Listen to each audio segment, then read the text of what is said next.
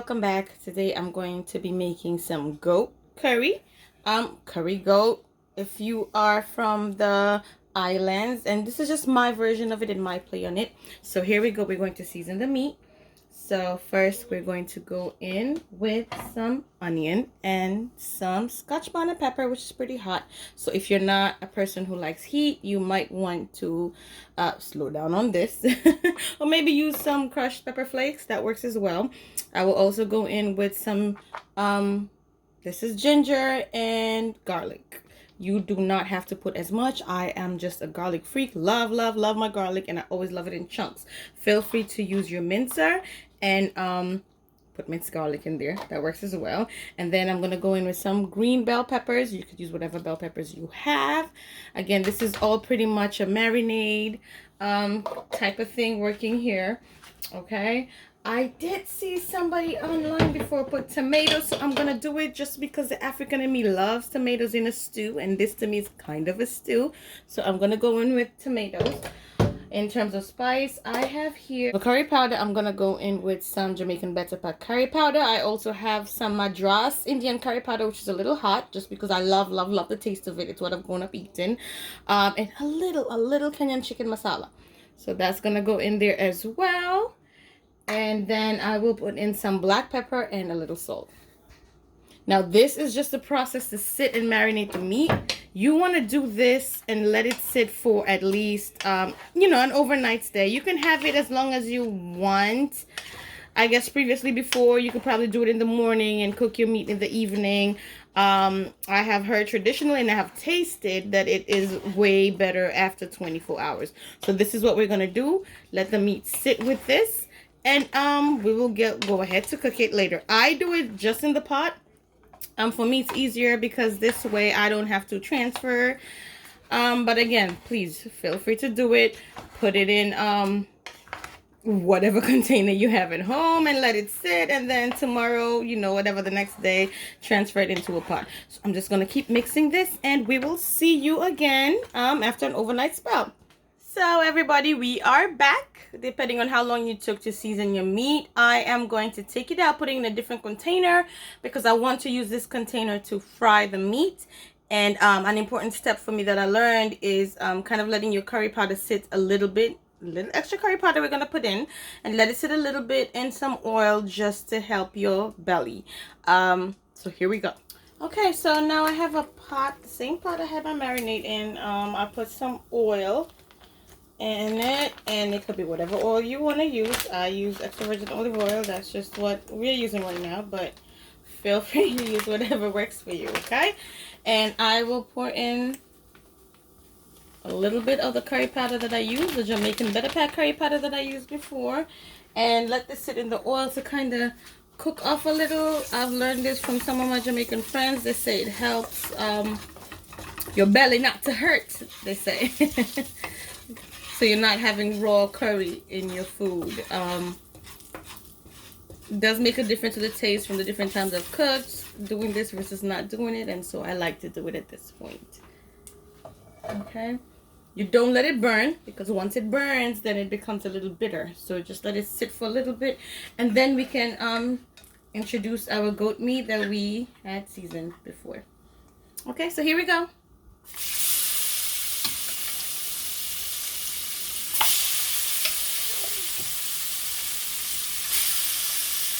We love, love, love goat in our household, and so it's always a whole bunch of meat going in. I have the heat on medium-high.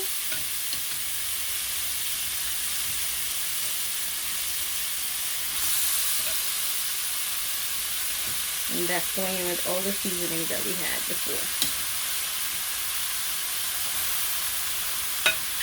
Yeah, you always move some to the side of the pot, otherwise how else do we know that the food is really sweet, right?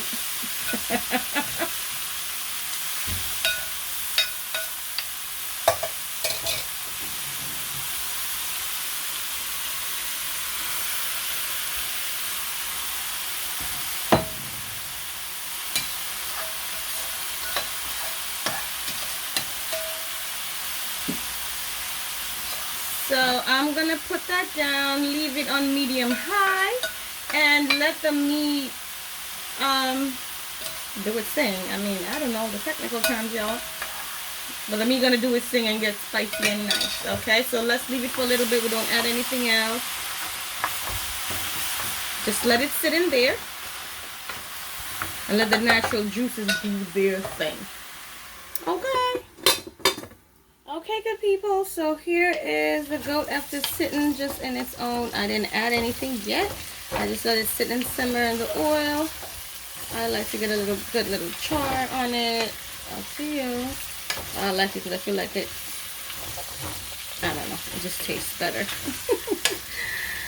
So here we go, and now I'm going to put in some water and let it cook down and get the meat nice and soft.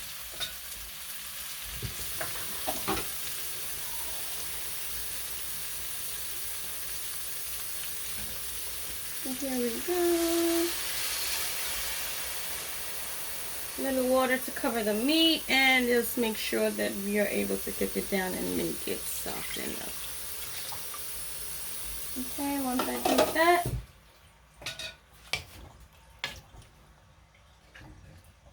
I get the cover right back on, and we let our goat meat get soft because goat tends to be a little tough, a little gamey. So yeah, let's come back in about 20-30 minutes and see how it's doing. Okay, so we're halfway through our cooking process. This is about 20 minutes in on a medium-high heat, and my goat is smelling amazing. Amazing. So I'm just gonna give it a little turn.